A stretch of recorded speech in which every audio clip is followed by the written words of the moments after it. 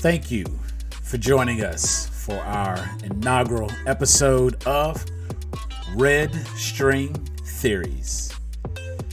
Oh man, this was a brainchild and looks like it's going to be so much fun, and I cannot wait to get into some of these theories as we discuss all those great ideas that we had and see how they come to fruition, or talk about how we think they're going to come to fruition, how we want them to show up. And this will be the perfect opportunity for us to say, well, in the comics, this is what happened, so this is how they should do it.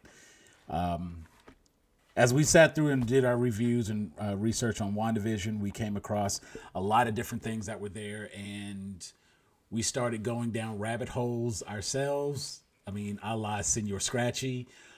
We wanted more things to present themselves than we saw, but that also, it was fine. I think the story they gave us was very well told. It was very well thought out. Even if they did have to make a few changes here and there because of the release order, I still think that it was a fantastic show. This is Red String Theories, and we are Grown A Geeks. Joining us today, we have Jeffrey. Jeffrey, say hello. What's up, people? Jeffrey was the fantastic host who handled most of our WandaVision episodes. He kept us on track and gave us a really good setup for that. And you're so kind. You're so kind. And he got the best tagline we had for our YouTube channel. So go ahead and give us that real quick. All right, guys, you know what to do. Before we get into it, what we need you to do is go ahead and smash that like button, smash that subscribe button, and ring that notification bell so you can get fresh, piping hot Grown A Geek content coming straight to you, straight from the oven as soon as we cook it up and put it out there for you. Yeah. Boom. All right, I need somebody to clip that so I never have to do it again. I need to believe it at the end of that now. Believe it. Okay, that's it. We have to use it now.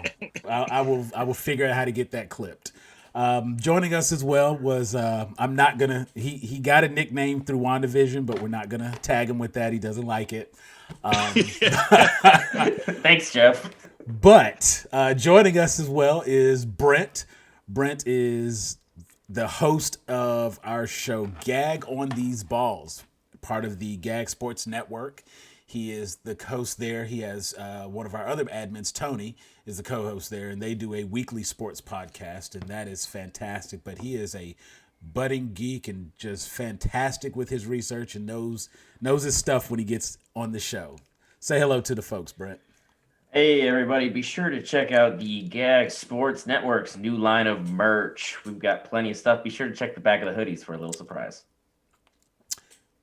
We had a lot of fun creating those. And a lot of good stuff that came out, and I've got to place yet another order.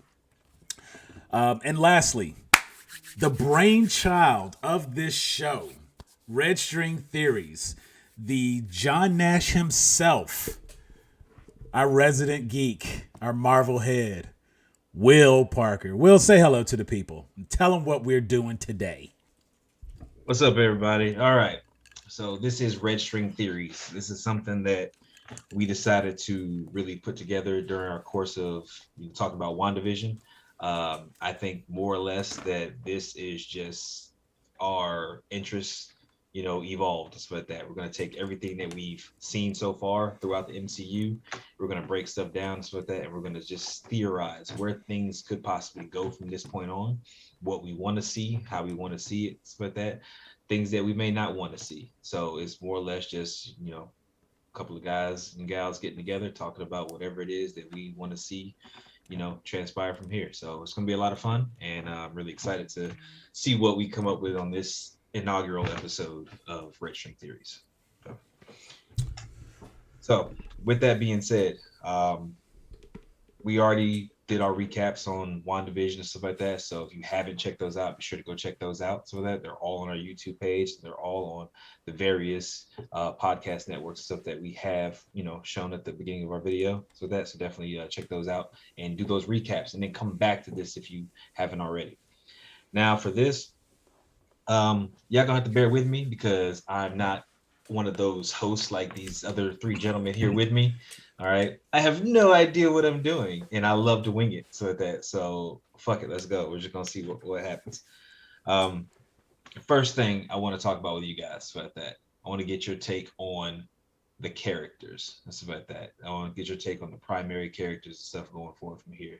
So I want to hear everybody's thoughts about freaking, where we're gonna go with, like I said, with Wanda, Monica, Jimmy, Darcy, White Vision, and stuff like that, and even Agatha. Like, sprinkle it in wherever we're gonna go, stuff like that. There's no Mephisto, so we're not gonna talk about Mephisto and stuff like that, except in this sentence right here. Since actually, Yeah. I think there's a proper Yes. way. I do think there's a proper way. So I'm not going to say that we're not going to talk about him. Just we're not gonna harp Not on in it. not will- in this I will agree section with where that. we're I will talking agree with that. about people who actually showed up in the WandaVision series. Yes, that's And what I'm not trying to people who focus on. and not people who have Funko Pop dolls that didn't make it to the shelves because they were What is edited that out of the about? series. Exactly. Come on.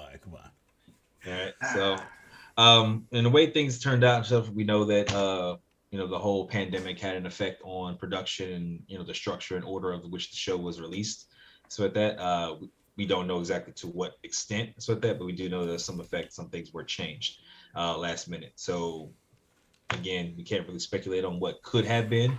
What we have is what we have. So let's make do with it because I'm more than happy with the product that we have received thus far. All right.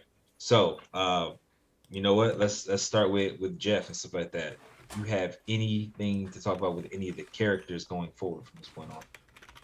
Well, I mean, I think with Wanda, it's very clear, we've said it on our shows and it's been, very open that she is going to be in Doctor Strange Multiverse of Madness.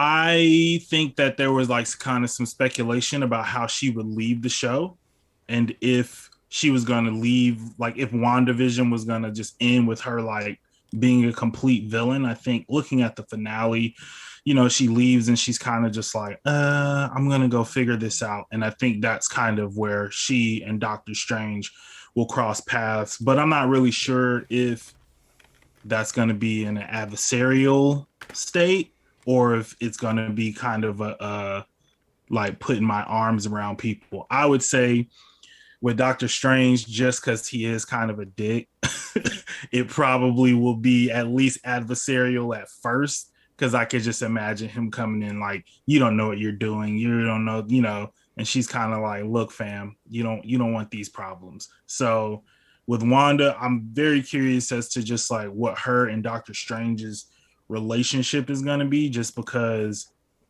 that could go all the way left and be like really, really, really crazy. Doctor Strange is one of my favorite movies to take my glaucoma medicine and watch again and again, just because it is super trippy. And I think that could be cool. Honestly, the character that I'm most excited about moving forward is Monica.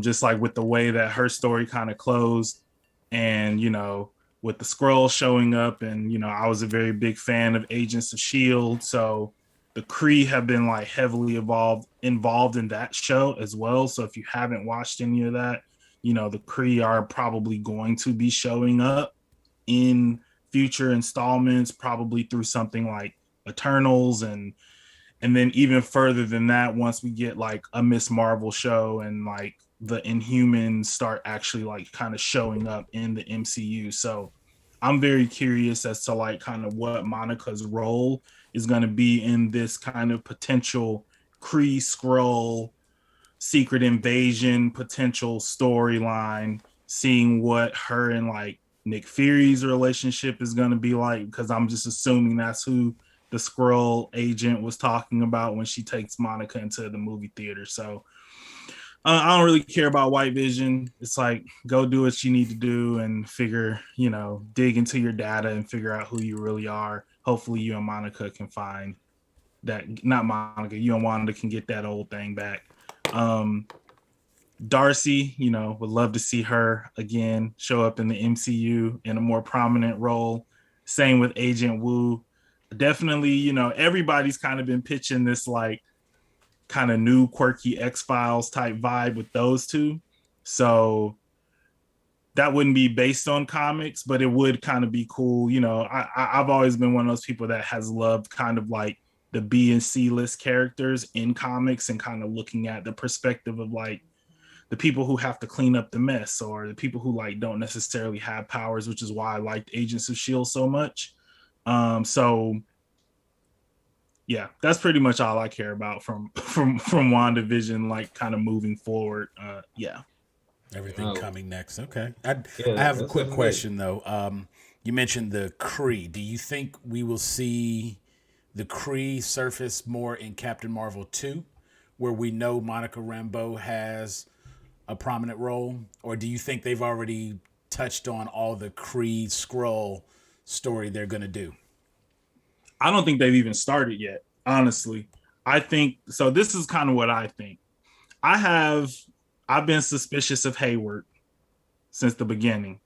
So I think that they're, you know, with us finding out that Nick Fury has been like a Skrull and all these different people. I feel like Secret Invasion is kind of already here with the Skrulls. I think Monica's story is going to be more of a like ethical one of like should we be like replacing people and doing all this stuff. I don't think we're really going to get like the Kree Skrull showdown until after like Miss Marvel. I think they're going to set it up with like the Skrulls and giving us more information on that, especially in Captain Marvel. I think we're going to get more info on like the Kree, probably in something like Eternals, just because that movie is going to be kind of about celestial beings who've been on Earth helping stuff like advance, and it's kind of this crazy like kind of cosmic story. The Literally Kree, like the story of Celestials creating the Eternals and the Deviants. exactly. And I think, you know, as of right now, all we've seen of the Kree is like Ronan the Conqueror. And so they've been planting the seeds a little bit here and there. Maybe they show up in whatever the next Guardians movie is. But I think they're going to have to kind of like establish those two societies separately before they like smash them together in the MCU. Because like what they did on Agents of Shield, it's kind of like if you know what the Kree are, you know what it's leading up to. But if you didn't watch Agents of Shield, which most people did not, even though they, in my opinion, they should have, I get why they stopped. But you kind of have to like establish like a little bit more like in the actual like MCU that people feel like are connected to the MCU and not kind of just the fringe stuff. So they'll probably take what they felt like worked from Agents of Shield, plug it into like and plug it into the MCU, fill it out a little bit more, and then marry it together. Well, if they don't canonically tie Agents of Shield into the MCU, then they would have to do a complete reestablishing of the Kree in the MCU, and having it kind of already well established from Agents of Shield saves them a little bit of time, but that now gives all the viewers homework to do in order to be up to speed coming in. And we've often discussed how everything should be self-contained in a movie. So if I have to watch this, the only thing I should get when I watch the movie are the Easter eggs or that little, you know, fan nod or that little fan service to be like, oh man, oh, they did that, you know, something like that. Yeah. But if my knowledge or my understanding has to be established here and then it doesn't translate if I didn't watch it, that's a missed opportunity. So I definitely think that we'll get some separate Kree stuff, and I'm with you there. I like that. And I think just like going back to Miss Marvel, I think that's really where you're gonna get like that, because she learns kind of like the history of like Inhumans and how the Terra Genesis worked and was kind of like implanted in their DNA by the Kree to like kind of make these like super soldier weapons and stuff. So yeah, I think it's going to be kind of a combination of different things, but built on kind of that backbone established by in Agents of Shield, at least from my perspective. All right. Well, definitely want to see where it's going to go from there. I mean, Agents of Shield is definitely something that everyone should watch to kind of fill in a couple of those gaps and stuff like that, because we got references to stuff that we've seen in the show already again. And that brings up another question that I'm going to get to later about the Darkhold. But Brent, I want you to tell me some stuff about what you're interested in seeing, whether it be, we've already mentioned the movies, we've mentioned the shows, stuff like that, or characters specifically. So what do you want to kind of see from these characters going forward? Well, as you were mentioning the Darkhold, I was kind of curious because that was touched upon in Agents of S.H.I.E.L.D. Not to get too spoiler heavy on that. I know you want to talk about that later, but how that goes from where it's at the ends of Agents of S.H.I.E.L.D., jumping to where it's at with Agatha and all that, that's going to be super interesting how they get everything immersed there. But as far as characters go, I think Dr. Darcy will show up again, probably Thor, Love and Thunder, if I had to guess. Have her kind of show up and be like, oh, hey, oh, Jane, what are you doing? And then all of a sudden, Jane's, this absolute badass warrior chick. And just, well, I guess this is a thing. And then it'd be kind of cool if Wu got his own spinoff. I've been digging the whole X-File vibe thing that you got going on there. I feel like if they were to reintroduce him into a movie, I feel like Ant-Man, again, would be another safe bet. Just have him retouch base with everyone for Quantum Mania and see where things go from there. Because, that's where he got his start. Having him just kind of touch back in is kind of something Marvel usually does every couple of years. They'll introduce a minor character, put him with the main hero, and then every so often just pop up along with the main hero along that story. So that would be really interesting to see. There's a lot of interesting characters that they actually made us care a lot about. But I have to agree with Jeff on the whole White Vision. I'm not all that emotionally connected to said character. And I know that's probably how they'll be able to bring Vision back. Because if you know the comics, you know exactly how that story goes about. But at the same time, Marvel, for their cinematic universe at least, has always thrown a nice curveball there. They'll give you the nod every once in a while, be like, hey, here's your fan service. But every once in a while, they'll just kind of, give you the bird, be like, hey, we know what the comics did. We're not doing we don't that. care what you want. Well, that's one of the best things about it. Is like when they want to tell their story, and that's the biggest thing I love about it. Like, again, I've said this before, I don't want to hear the same story twice. I want you to change it up. I want you to take it a different direction. So throw me that curveball and let's see where it goes. So that's all really fun. And I think everybody's pretty much on the same page about White Vision so far. It's kind of like, yeah, he's there, but we'll see what happens with him. All right, Sam, hit me. I know you got some stuff to talk about. So what about these characters? What about these movies, TV shows? You sure you don't want me to just chime in when I see something? Because I got a whole ball of yarn over here, man. We ain't got time to unravel all my stuff. All right, freaking give me a little something, and then I want your chime ins here and there to let me know when you got something to attach to it. Okay. The biggest thing for me is going to be the Eternals. With that movie coming out, as we were watching through WandaVision, of course, my Evan Peters theory did not hold up for that to be the Fox universe Quicksilver, and my feelings were hurt, and I really wanted that to play more into bringing the mutants in. I understand that they've recently acquired, so yeah, they don't have a whole story written for X-Men already. I get that. Kevin Feige already said it's probably not going to be till 2025. Right. I get slow burn. And they already know you want it, so they can take their time with it. And so that is why I am now leaning towards Eternals as that being the next and I guess earliest opportunity for them to plant some seeds regarding how they would get to mutants and how they would show the mutant gene, the X gene. And it could be just the smallest little things. The whole show is called Red String Theory. So Wanda had her powers before the stone, and the stone unlocked her true potential kind of thing.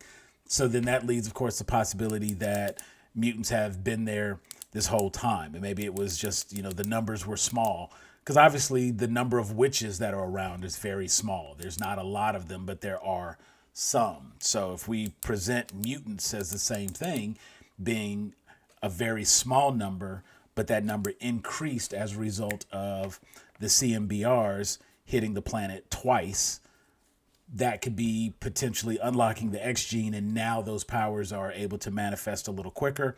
And I think the Eternals will give us a little bit of foresight into where that comes from or how that's possible, and could start us on that path. So that's one of the biggest things I'm looking for.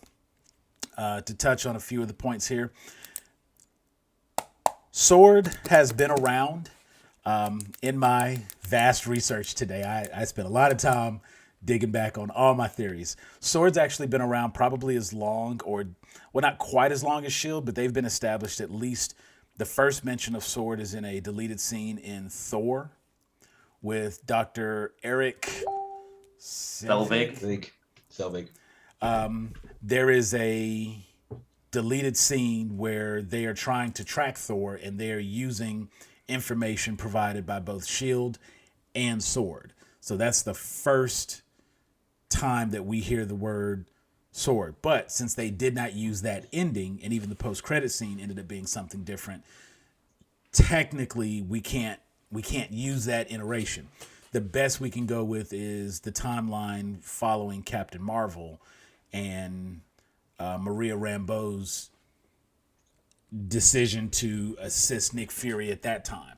So it is very possible that someone like Hayward could in fact be incorporated to the Kree or to the Skrulls, and could be a member of the Skrulls that are not interested in everything we do. Because honestly, if you think about it, if the Skrulls have invaded Sword the way they did, or if they invaded Shield the way that they did, and now they're incorporating themselves into Sword, they get over and take control of that type of technology. It puts a new twist on Hayward really trying to get his hands on Vision. And when you look at it from that angle, now we're talking about a different story. White Vision is probably headed to Wakanda to see if there is any additional information that Shuri may have had, so he can be a real boy again. He can be complete. I got a whole list of stuff here, so let's move away from me. I like your take on Hayward, just because the bottom line is like, one, like I kind of look at Hayward and I'm thinking, yeah, he's going to jail, but I think he was still doing exactly what Sword, the agency, like wanted him to do. So he's just going to take the fall for it. And I think a lot of times, you watch these movies and it's like the head guy goes down and we think, oh, the next guy's going to come in and clean up the organization. But it's like, no, the next guy is going to come in and do exactly what the first guy was doing, because the first guy was actually doing what the company wanted them to do. I think, especially with like, the Sokovia Accords and kind of the emphasis on getting control of all these like powered beings and people, sentient life forms and all that kind of stuff, and kind of the Earth being, on the map. It's almost like in Star Trek when you master warp speed and now you're eligible to enter the Federation, right? But then like there's all these worlds out there, there's like the Klingons and the Romulans and all these places that have had this technology for like thousands and thousands of years, that have been fighting wars that we don't even understand. And it's converging on our planet now because we're just like a part of it. And I think a lot of that is kind of what's happening like in the MCU right now. It's like Earth had its own little bubble, but now we're on the cosmic map. We're on the intergalactic map. And so it makes sense that, the Skrulls would be kind of in this situation where, they're in an arms race with the Kree. The Kree's solution to that arms race was to basically mess with human DNA and hide code in the DNA that can make people Inhumans, which gives you superpowers. On the other hand, I think the Skrulls are looking at it like, well, we can invade the planet, copy people's memories and powers, but then if we can infiltrate like government institutions, like I'm sure they're looking at what happened with Hydra and Shield. and saying like, if you can infiltrate a government institution, that's the best way to gain control over stuff, because we're not in like kings and queens of armies and empires. It's all about these sovereign nations, and how do you control the most powerful weapons of those sovereign nations? Well, it used to be in the army, be in the Marines, be in the Navy. Now it's shield, sword, and like, even with sword, it's like sentient weapon. To me, that's not just robots and vision and all that stuff. That's also Wanda and Doctor Strange and Captain Marvel, all these other people out there too, where when something bad happens, we got to call on them. It goes, I think the underlying sentiment is something that, is from the DC universe, when the army dude is talking to Superman and they're just like, well, how do we know he's on our side? And he's like, he is, but it's kind of like the Lex Luthor mindset of like, but what happens if he decides not to be on our side? What happens when he's not?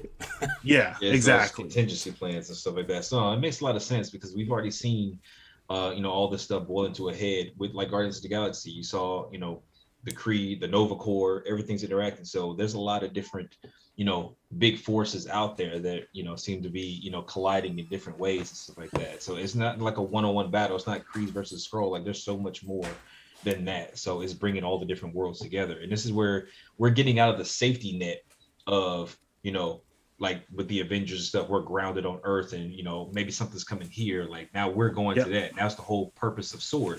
It's like we're taking the fight to them to figure out what's going on. And this is, again, and we haven't even thought about something like Adam Warlock, which was teased at the end of Guardians too. Adam Warlock was teased. Nova's references were in there and stuff like that. So it's all a setup and stuff like that as to how far they can really go. All right, we know that when characters are doing well and stuff like that, and they'll move them off to the side or save them for something later and stuff like that. We know Ronan's still floating around. He's looking at Captain Marvel like, I got to come back for you. Like, there's more going with it. So we're gonna get these gaps filled in and see where it's gonna go. And now, even with exploring more of our world and stuff like that, now we also got to look into where Doctor Strange is going, and this is the multiverse. Now we've already got a taste of the multiverse. Looking at, Spider-Man Into the Spider-Verse, we got a taste of how multiverses work and stuff like that. And now, granted, this wasn't a Marvel specific project, this was a Sony project, and it did very well with that. But it just gives you a taste of how things are going to go. So now going into the multiverse, and I'm gonna start with you, Brent. What do you expect to see as far as how multiverse is going to work? Multiverse is incredibly complex and super difficult, I think, to pull off successfully. I mean, even looking at just trying to write certain comics, certain companies have had great success writing multiverses with certain characters. Certain other companies have done better than others. There's just been a lot of trying to get things set in place, but I think Marvel cinematically has done a good job of setting up to where every piece is tediously and as carefully placed as possible. So I mean, even with like WandaVision, they were placing characters within the show, like Wiccan and Speed, like kind of like we were basically beta testing for them, like how we would react, how much we wanted to see the Young Avengers. They were just kind of slow feeding us, and then all of a sudden just yank, took it right back. I was like, all right, they want this. All right, Young Avengers. All right, we can work with this. And then like basically the whole time throughout WandaVision, we were screaming for the character who we're not supposed to talk about. But Marvel all but said, it was like, yeah, I mean, we had plans, but at the same time, like we changed it. I didn't talk about him without mentioning his name. So throw that red string out. Take that picture out the garbage can and put it back on the board. He's not my red string character, but I'm saying that's what Marvel had in mind. I was stuck on the Chthon thing, but yeah, have at it, Sam. No. Honestly, in fairness, and to that point, I've read a couple of things that said that technically they were never going to give us a big bad in the show. But when you look at the original release schedule, when you look at the calendar for this phase of Marvel, when it all, like you go back some months, pre-COVID, we'll say, we were supposed to get Black Widow in May. Eternals was going to be that fall. Falcon and Winter Soldier was going to be that fall. Shang-Chi was going to be in February. And then we were going to have WandaVision in the spring. So we would technically have gotten WandaVision right around the same time. Then following WandaVision, we would have gotten Loki, and we would have had Doctor Strange by May. So we don't know exactly what would have come up. So while we were earlier, we were kind of joking that, we're not going to get anything out of Falcon and Winter Soldier. We're probably not going to get anything out of Black Widow. We have no idea what tie-ins we were going to get. And it's like in that regard, it could have been seeds that were getting planted that would have gotten watered by the time we got around to WandaVision. Because if nothing else, just from the trailers, we've already seen the Time Variance Authority, the TVA.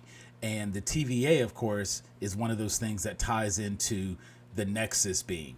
And, Marvel talks about Nexus being, but like when you really go and you try to find something on Nexus beings outside of a definition of what the character is, there's not a whole lot of mention in the comics as far as what they do. We know that they anchor that reality, and that's about it. But the bigger part of it is, if we have just going by WandaVision, Loki, and Doctor Strange, boom, boom, boom, they absolutely could have introduced a character like Nightmare. Brent, if I'm not mistaken, you were pointing out, of course, I go back and I listen to our videos and stuff like that. I was re-listening to the Theories video just so when we were on today's, I would have some some refreshers. Brent, if I'm not mistaken, I think you were saying that in the original Doctor Strange movie, the director of Doctor Strange originally wanted to use Nightmare. That was his guy. That was his choice. That's who he wanted. Kind of like how James Gunn, touching on the Adam Warlock point, wanted to introduce him, but he didn't find a way of naturally doing it. If he knew that he was going to have this show on Disney Plus and then have his movie right behind it and the two were going to be connected, he absolutely could have been preparing for everything to lead towards Nightmare.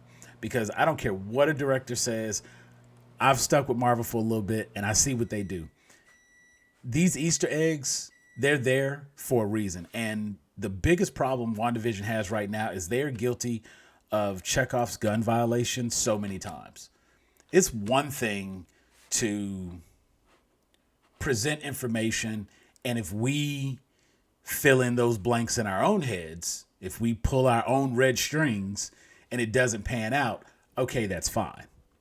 But when they give us certain references and they do certain things, it's for a reason. And if that doesn't pan out, then it falls on them. And that goes to where we talked, and that goes back to the schedule, because we talked, I was mentioning how they had the rewrites, and we were supposed to have a lot of other stuff come out before we got to WandaVision. So the fact that WandaVision is the first thing we got, there's no way they didn't change the direction of some things. There's no way they didn't change how they were going to present it, because as it stands right now, we're talking a year before we see Wanda again in Doctor Strange. And for those of you who are more casual, Chekhov's gun, the rule is if I show you a gun in scene 1, by the end of the play, the gun must in fact go off at some point in time. Now, with all of these references like that, yeah, I definitely think that they're stringing us along and stuff like that. I do believe Marvel's going to give us a payout at some point and stuff like that. Just in the manner of what the payout is the question. Again, like with Quicksilver and stuff like that. We looking for it. We were looking for the X-Men, stuff like that. They gave us a payout for a minute, albeit brief, because we saw him. And then they took it away because, again, it was under false pretenses. So it was like, well, yeah, I think that's the thing with Chekhov's. But that's the thing with Chekhov's gun. It's like the rule is the gun got to go off, but you can't be mad that the bullet didn't hit the person that you wanted. Exactly. I feel like we got Joker gagged at the same time. I'm good with that. I think in WandaVision, it is a thing of like the gun went off, but the person you wanted to get shot didn't get shot. And so it's like, oh, well, you expect somebody to die and then, or even the gun jammed You know what I mean? It's like you can be mad at that, but that's the thing that happens. And that's a and I'm like fine. I accept Ralph Boner. You know what I'm saying? Like I accept the character. We did put a spoiler warning at the beginning of this, right? But I mean, I Will accept the eloquently character. puts The it, whole yes. purpose of the show is spoilers, so they should be fine. But I accept the character of Ralph Boner simply because if you tied up all the loose ends by the end of the show, even if it's not a happy ending, as long as you have resolution for everything you presented, fine. White Vision flying off the that doesn't create a loophole in my opinion. That is just a cliffhanger that leads into something different. That's Right. not the same as you not telling me that Ralph was just Ralph. yeah, You know what I'm saying? And I'm okay with stuff like that. The things where the rabbit. You don't feed a rabbit a cicada and be okay with that. Like that's not normal. And the fact Yeah, that but they it's put also- so much emphasis on that rabbit throughout the series, and the Well, he director had like 2 has- episodes. I mean, it's not like No. the but I full think thing. but I think also we covered it. Witches have familiars. That's normal. So like Salem the cat on Sabrina. right. If you know, so her having a rabbit is fine for like her character as a witch, even if it doesn't turn into the demon or whoever we think that it was gonna be or who No, we that it wanted was it to be. confirmed. But also, Say it but right. That was also, confirmed by the director. yeah, okay, that was confirmed by the director that it was going to be that at some point in the Validation. show. But see, and that's But the only point I make. but this is also not a self-contained show where the end of this show is the end of like all of this. Whereas like at a play, there's no Chekhov cinematic universe where you go into this Broadway play one night, and then the thing that happened in this Broadway play is going to connect to the next Broadway play that you see. WandaVision is self-contained to a degree, but it's also part of a larger established universe. So I think in terms of like Rabbit, I get it because now we have the information that the director said this rabbit was eventually going to be this and that and whoop-de-whoop. But changing that with and if that information doesn't come out, I don't think it like affects the overall story. It's just like we just know that now. And we're like, dang, I wish that that would have been real nice if that came through. Look, I'm not even worried about it. Like, I don't give a flying fuck that the rabbit didn't change to anything. All right, it simply comes as this. It's with that. You're telling the story. All of this, and it goes back to the beginning, back to freaking, the Incredible Hulk, Iron Man, where all this stuff kicked off. This is not freaking a self-contained story. As you said, all of this is chaining throughout. All the events and stuff lead up. This is a huge story that's being told over a series of chapters, acts, whatever the case may be. This is not ending. I guarantee you that there's still going to be callbacks all the way through from the stuff that we've seen in the first set of Avengers with that to, whenever this thing decides to end at whatever point with that. So anybody who gets we gonna see Agnes again. Yeah, we're gonna see and that Agnes. rabbit. We're gonna still see more be though. there. We're gonna see we're gonna see stuff that was left off and stuff like that go somewhere. We saw Adam Warlock being, done with that. We're gonna see Adam Warlock at some point. I'm confident of that. So that as to where, and they can put it as much as, oh, here's Adam Warlock, here's this thing, but an Eternal decided to step on him and crush him. That's it. Adam Warlock's done. We're not gonna actually have him appear on screen. Whatever. It was a resolution. It may not be the one we wanted, but it's something that happened. The character was introduced. The character is moved on from this point on. It's fine. We'll be okay. So the main thing that I want people to understand is that is all this speculation, all this fun we're having with that. This shit can go left at any point in time. At any I'm point. completely okay with that. It is primarily. It is nothing more than the enjoyment, the thrill of the chase. That's really all it is. The thrill of the chase. And if things don't go the way you want them to, like if they don't necessarily go the way I want them to, it's fine. You have to be willing to accept what you're shown for, and I don't want to use the phrase for what it is. You have to be willing to accept what you're shown and accept the story that is being told, not the story you think should be told, not the story you want to be told. But, Right.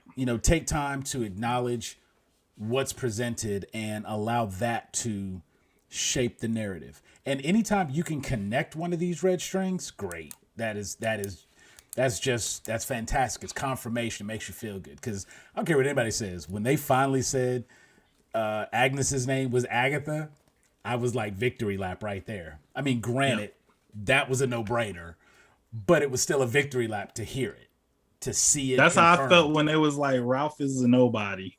Yeah, This dude is not actually Pietro. He's not a person from another universe.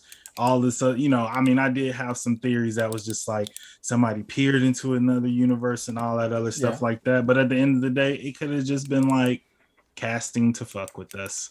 And I'm fine with that too. I'm one of those people where I have that kind of sense of humor where I'm like, I'll accept that. I can appreciate as a fan. Appreciate that. I'll take my L's on Mephisto. Like it is what it is. And I'm not mad about it. And that's why I was like, I love poking fun at it because I'm poking fun at myself and when I'm having fun with it. Because if everybody here played, Punch Out, you got to fight Mike Tyson. How many times did you get your ass whipped by Mike Tyson so that before you finally got that win and you was good with that one? I don't care how many times I took that one L. Victory was all it took to be able to say you did one victory and it got done. So I don't care where you get your victory and so like that. Take it and run with it.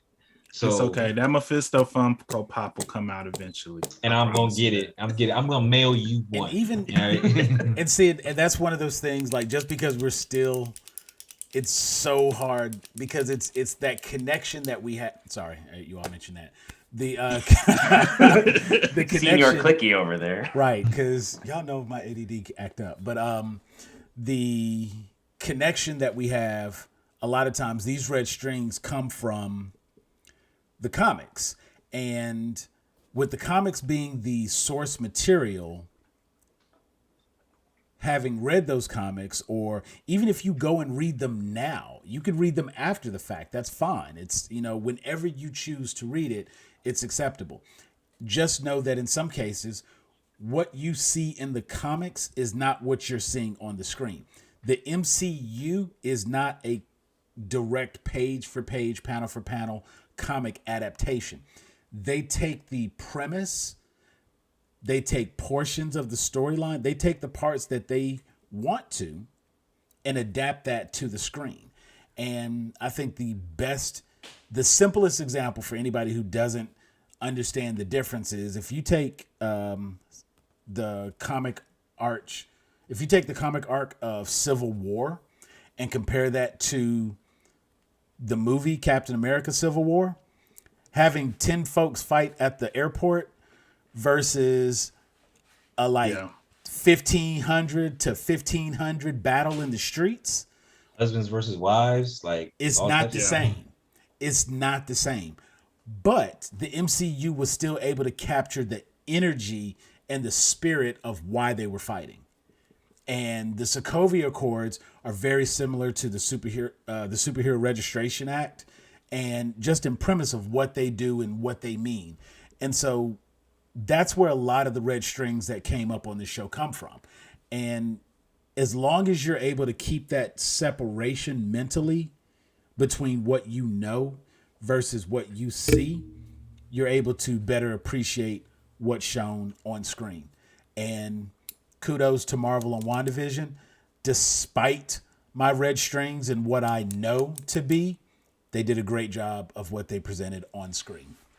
And one little add-on I want to say, though, is Westview, in my mind, is already basically ground zero for mutants. This is where people's distrust, people's fear, people's dislike of mutants is going to start. And because Wanda literally just took a whole town, bent it to her will, corrupted their minds, and caused severe damage to these people to the point that if she didn't have powers at the end of WandaVision, she wouldn't have made it out of town. Just call it what it was. She was getting ready to try it anyway. She was going to get beaten in the streets. So for that kind of fear, hate, and resent to just be for one person who is a mutant, just call it what it is, there's a lot of stuff to play with there as far as how this will factor into that 2025 timetable that you were talking about. Well, and there's also like enough established in the MCU on its own, right? Like Wanda in Sokovia and the Blip and Wanda in Lagos and the Battle of New York City, where if you look at it, they was doing a lot of damage too. So Shield and being infiltrated by Hydra and the helicarriers and all that stuff. Like it's getting to the point where it's not paying to be a hero. Exactly. Yeah, and it's getting to the point where you do start thinking about how a group like Friends of Humanity gets started, where I mean, I ain't gonna get political and do all that, but you know what I'm saying. So yeah, no, I agree with you. I think that interesting you bring that up with Falcon and Winter Soldier, because the people who are the main villains, yeah, they kind of got a big Friends of Humanity vibe to them. So a lot of tiki torches and they whatnot. seem to be quite powered, despite looking very human. Yeah, could that be? There it is, right there. Mutants confirmed. I'm trying to tell you. One thing I wanted to get into was like, I know we had a conversation before about. I think we've had conversations about Young Avengers / all new, all different Avengers, and on different shows. And I think when we saw Wiccan and Speed, we were like, oh yeah, here comes Young Avengers. And then on top of that, they've already cast and confirmed that America Chavez is supposed to be in Doctor Strange in the Multiverse of Madness.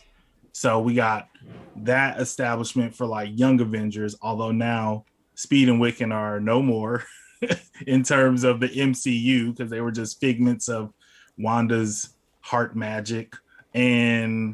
But we are still supposed to be getting America Chavez. On the other hand, we are getting also Riri Williams, that she's been cast already, Ironheart. We have reference to Miles Morales in Spider-Man universe with Donald Glover being the Prowler and talking about his nephew. And then we also have Miss Marvel coming soon. I'm kind of curious what they're gonna do with kind of like this next generation. Like, are they gonna do the like Marvel Rising thing? Are they gonna kind of merge the Young Avengers with all new, all different Avengers? Because we know that team consists of Cap, Sam Wilson, Jane Foster Thor, Nova, which we already said that we're alluding to. So the only one that hasn't been cast is Miles, because everybody else has either been cast or on screen. Who do we want as Miles Morales is the real question. If you're gonna do some fan I think that's Miles. Oh. Yes. Miles. Yeah. Just yes. I mean, just on screen. Nah. I'm not just taking anybody, because they did the whole Andrew Garfield thing, and but you can get has it wrong. Marvel failed in their casting? No. Marvel's not failing their casting. There's a first time for everything, though. There is. Yeah. I don't think Miles is the character they gonna drop the ball on. Because it just depends. It depends on kind of like how they try to establish the relationship between. Like, are they gonna kill Tom Holland? No, I don't think. He's got one movie left on his deal, so that's. Look at the titles and stuff like that. Look at how everything's going and stuff like that. Because keep in mind. Oh, side note: Young Avengers with that. Margaret Cho, with Amadeus Cho, and stuff like that, was also referenced. He wasn't cast yet, but he is referenced, so that's a possibility. But the title is No Way Home, and stuff like that. And then you got Multiverse of Madness, if all this stuff is kind of clashing together. But that I wouldn't be surprised if they could bring in a Miles Morales, and he has no way home. He's in this universe, and you could have two Spider-Men necessarily working side by side for if they introduce Miles Morales in this next Spider-Man movie. It's possible. I'm looking for a multiverse Sinister Six right now. I mean, that is almost clear just in the villain. Like, right. See, because y'all know how I get like, oh, who do they have cast? Oh, well, But then that they- right there confirms XYZ. But Aren't they don't only get missing like don't one get character from the Sinister Six? Isn't it? don't get the last one? Fietro. Right. And that's so this time I'm Don't just backing see, out. oh, Jamie Foxx has been cast. Well, yeah, clearly he's Electro. He's gonna bring back. It's like he might be somebody else. Yeah, he could be. In my opinion, he deserves better.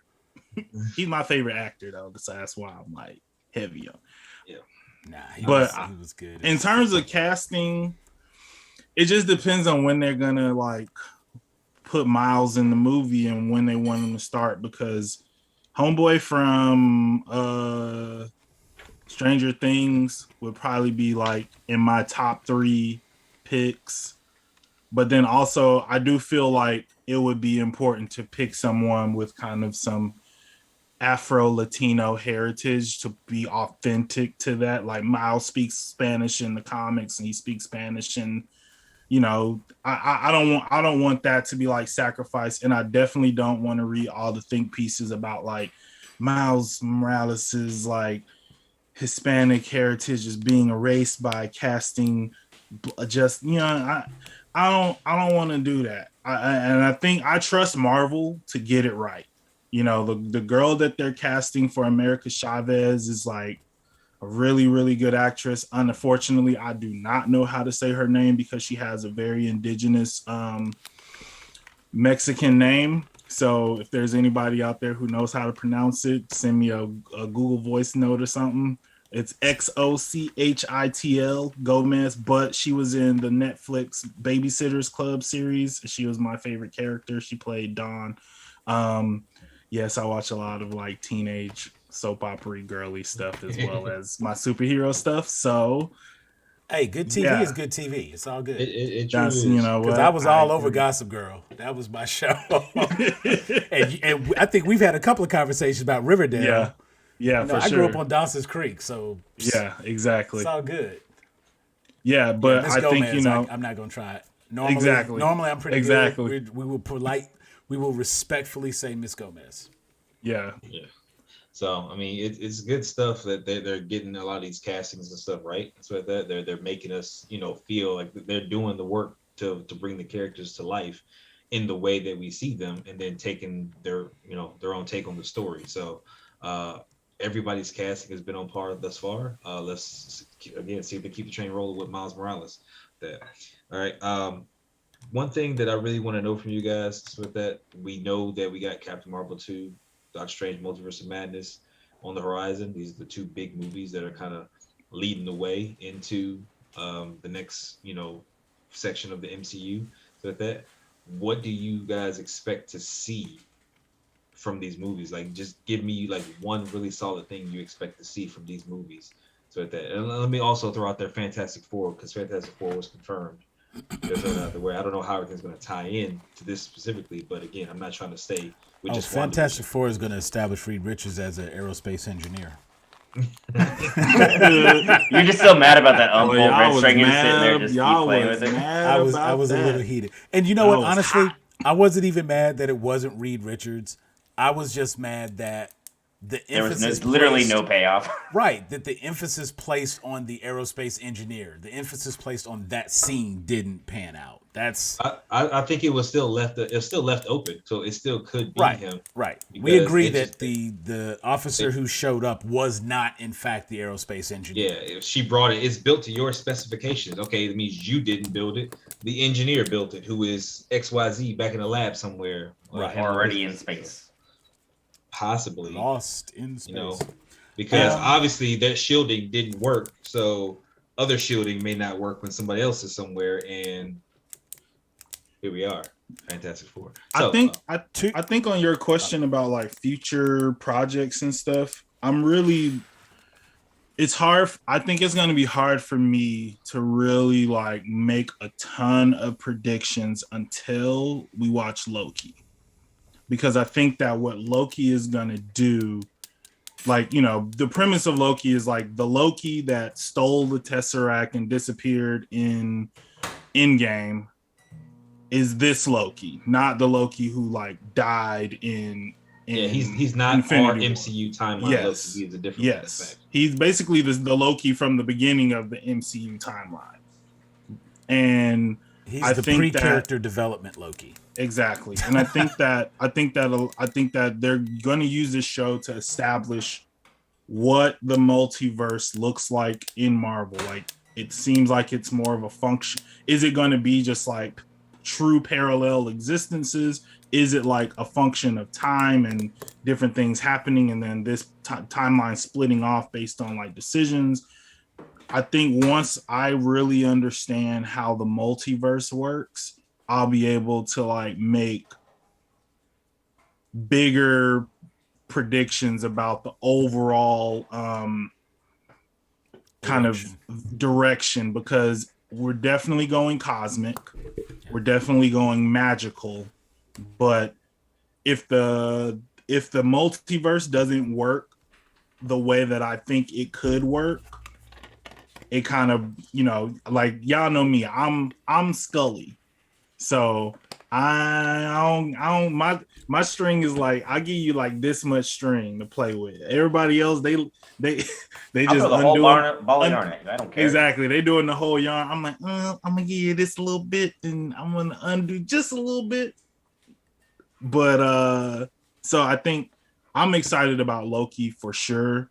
I mean, I'm excited about Falcon and Winter Soldier because I think that's just gonna be a good like beat 'em up show, and I enjoy stuff like that. Like, I like Lethal Weapon, I like Falcon and Winter Soldier's chemistry with each other.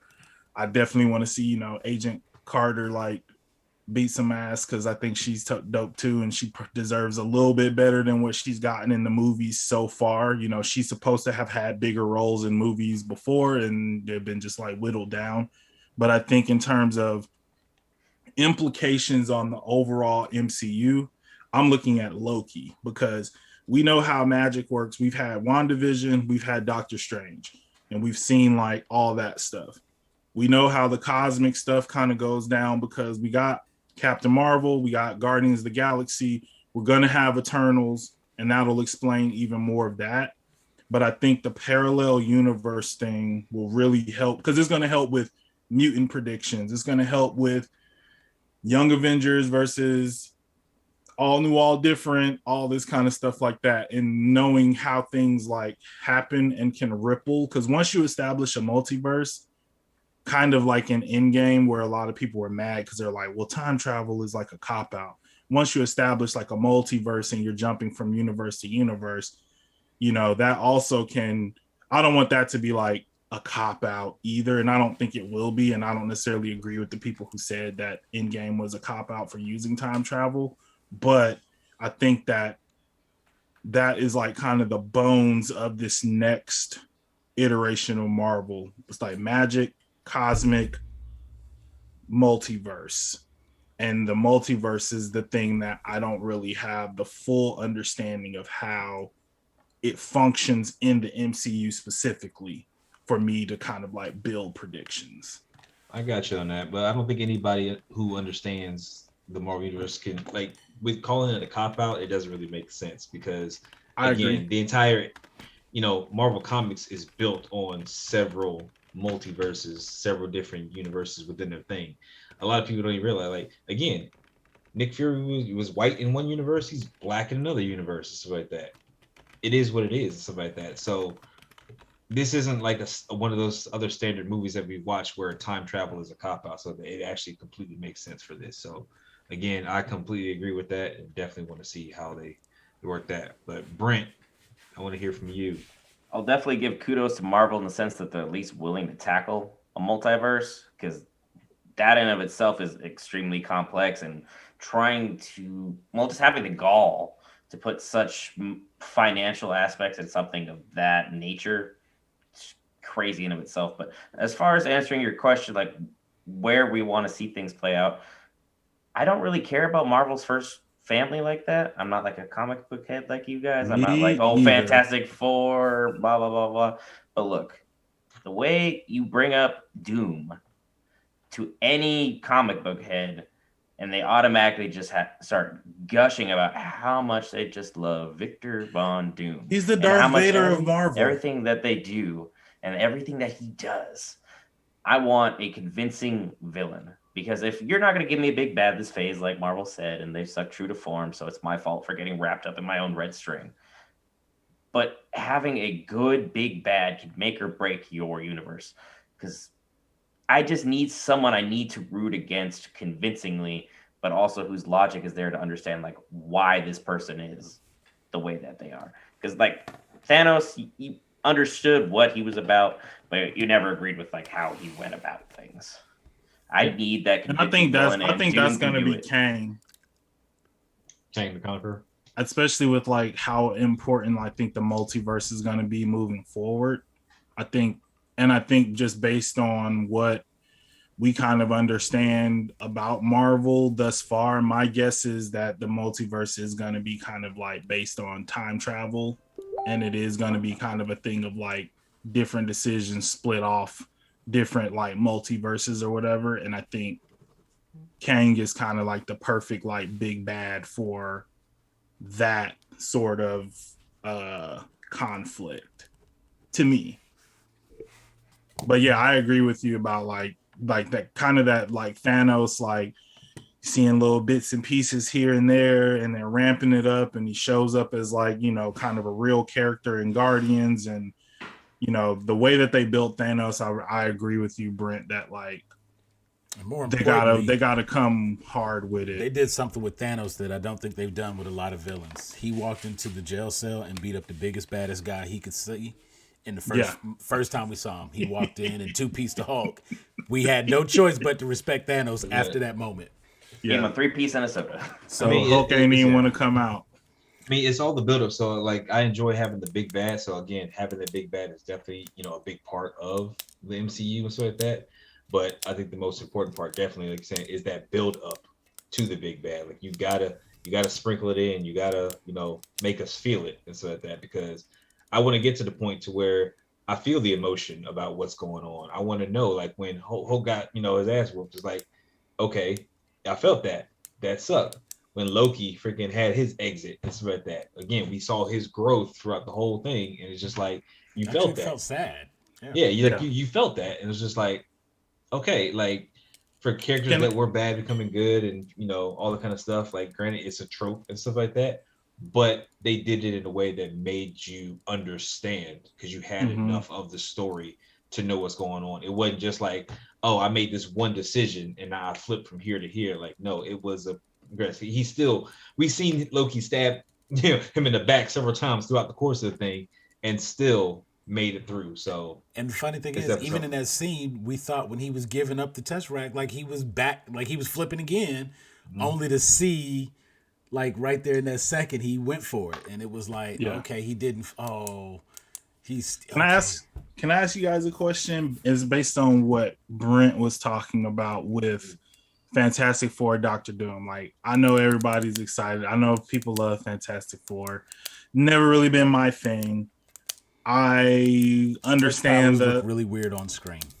I understand, and I understand the like reverence for Doctor Doom. I think that he's like super, super, dope. He looks dope. His kind of motivations are dope. However, this is what I want to ask.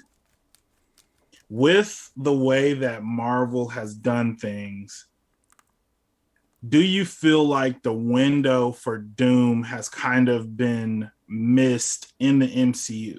And the reason I ask that is because I think that Doctor Doom in name is a character that should garner like a lot of respect, right?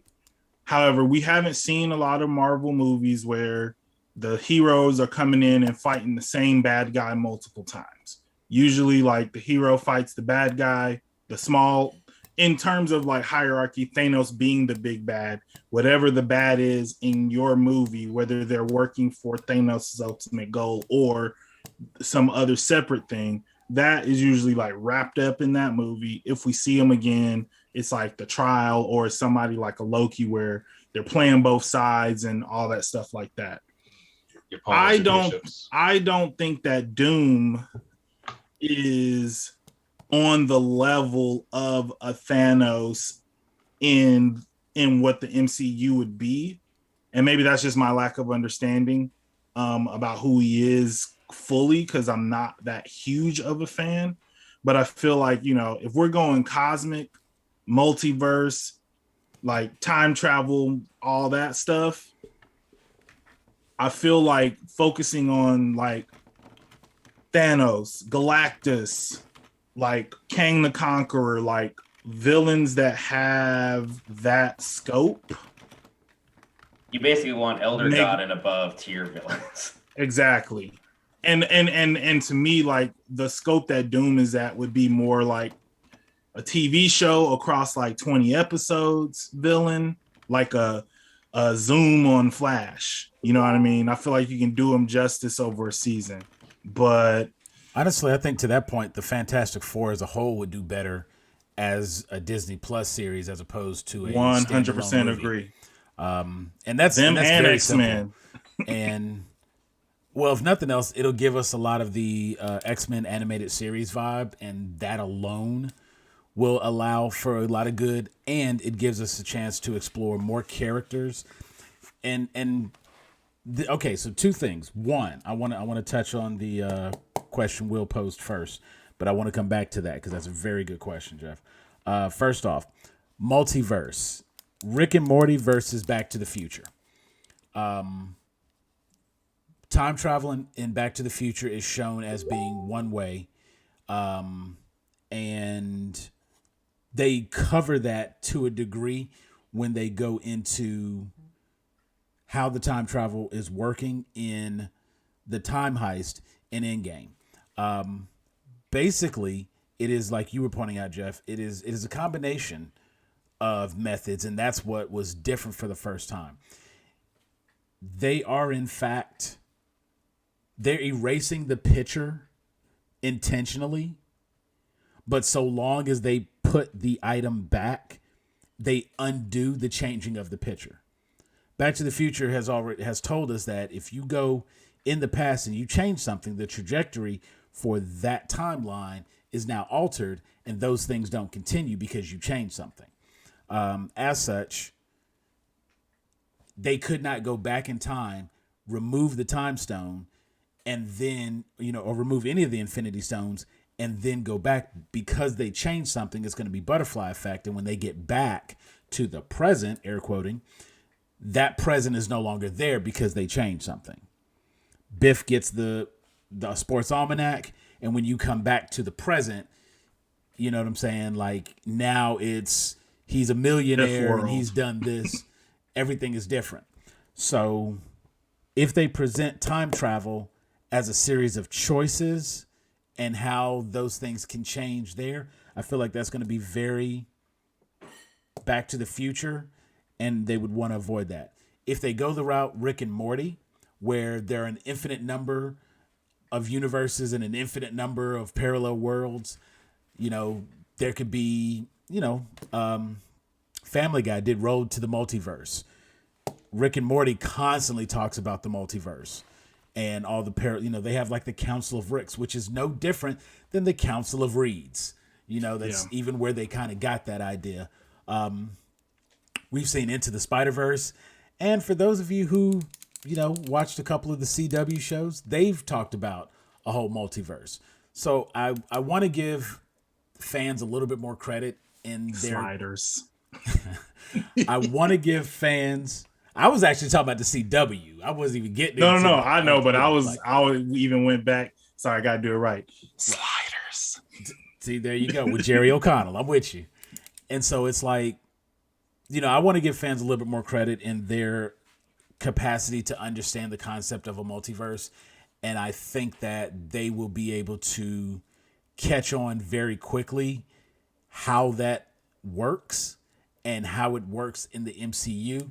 But I can definitely agree with you, Jeff, that it is going to, the way they show it and explain it is going to have a lot of bearing on what we can draw for future predictions as a result.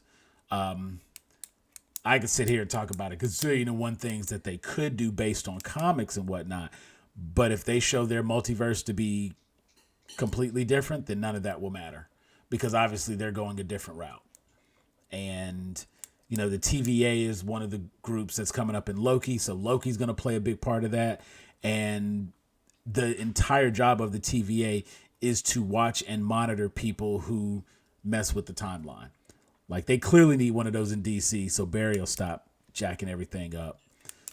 Won't have multiple flashpoints and just like one and done. But they need a temporal prime directive like Star Trek. Right. Yep. All right. So, what are your thoughts on Doom? As for Doom, very simply, Doom is not the villain that he's often made out to be. Doom is just like, once he gets Latveria, he kind of calms down for a bit. He's not about world domination. He just wants to run his country. But he's always a part of different things, and that brings people to his doorstep.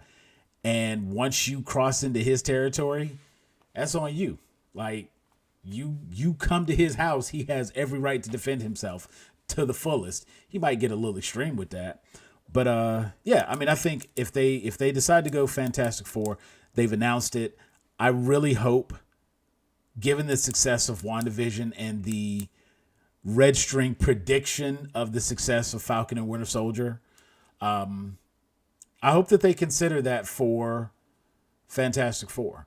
Because even thinking about WandaVision, we had talked about and discussed that it changed the way we watch TV, and we were able to get back into the reason we even have these theories is because we had to wait a whole week before we got the answer to some of these questions, or we had to wait 2 weeks until we got the answer to something they showed us 2 scenes back. And when you have a large enough story to tell, something like the Fantastic Four, I mean, if nothing else, the whole first season would just be about them getting their powers. It would establish who they are, how close Reed and Victor were. It would show the relationship between Sue and Johnny. It would show the relationship between Reed and Ben Grimm. You know what I'm saying? And it would establish who these characters are and do what Marvel does so well, make us actually care. Because I like the Guardians of the Galaxy. I didn't know who they were before this. I think I might have heard the name Gamora a couple times, and I remember Drax the Destroyer, but only because his daughter's Moondragon. I ain't know nothing about Drax.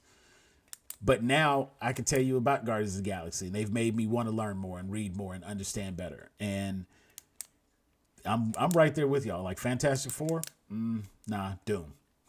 I'm more interested in Doom than I am, because stretching doesn't look good on TV, because even Elongated Man on CW, it just looks silly.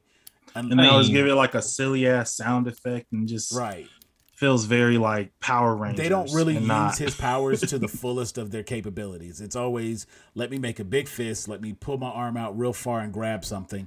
That's the extent. Which honestly, I'm very, very, very curious about how they're gonna do Miss Marvel. Yep, I was going there with it. So yeah, exactly. If they get Miss Marvel, if they get Miss Marvel right, I'm not worried about Fantastic Four at all, because it's basically almost the same shit.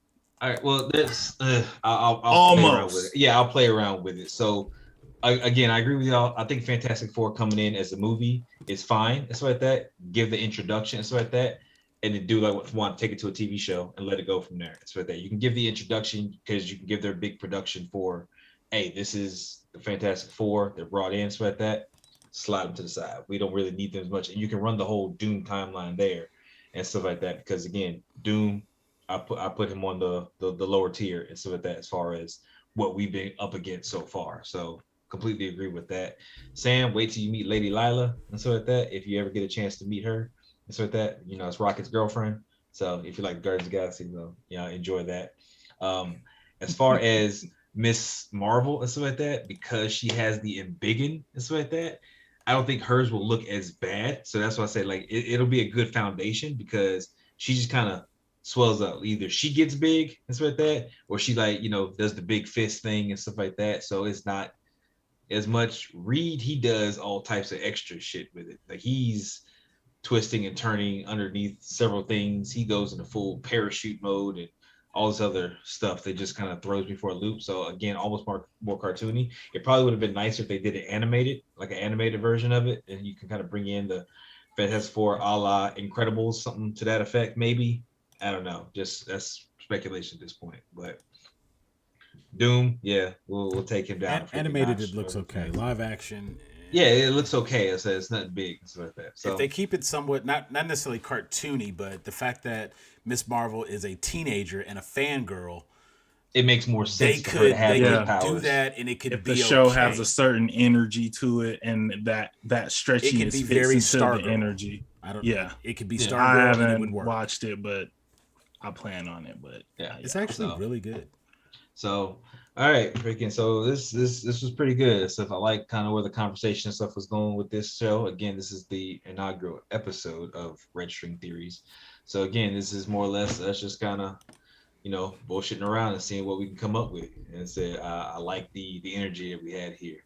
So again, this is just a taste of what we're going to be doing from this point on. So if you guys definitely want to hear more, and so with that, we will be releasing episodes every so often and stuff like that.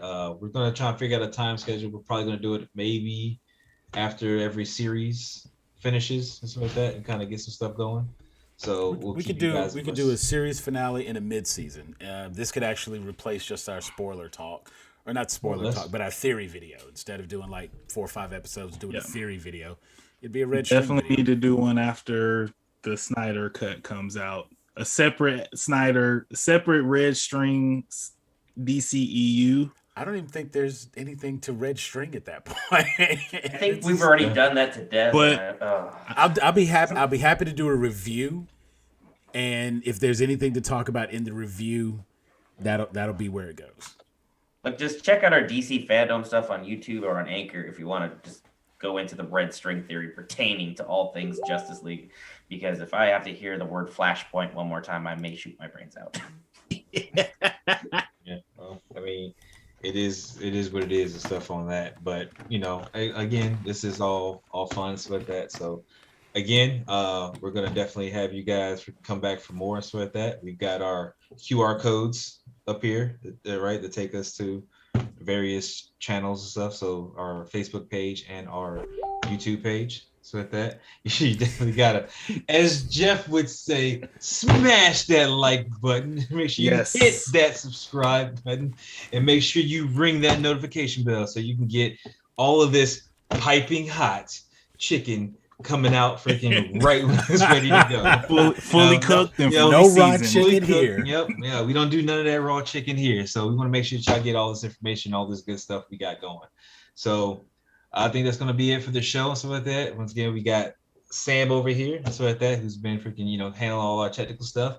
We got freaking our creative freaking design guy, who's just handling everything, Jeff, like that. And then we've got freaking Brent, who is the master of all sports here, so with that. And you've got me, your host, Will. So I want to thank you guys for coming, tuning in, so with that. And we'll definitely catch you next time. All right, we're up.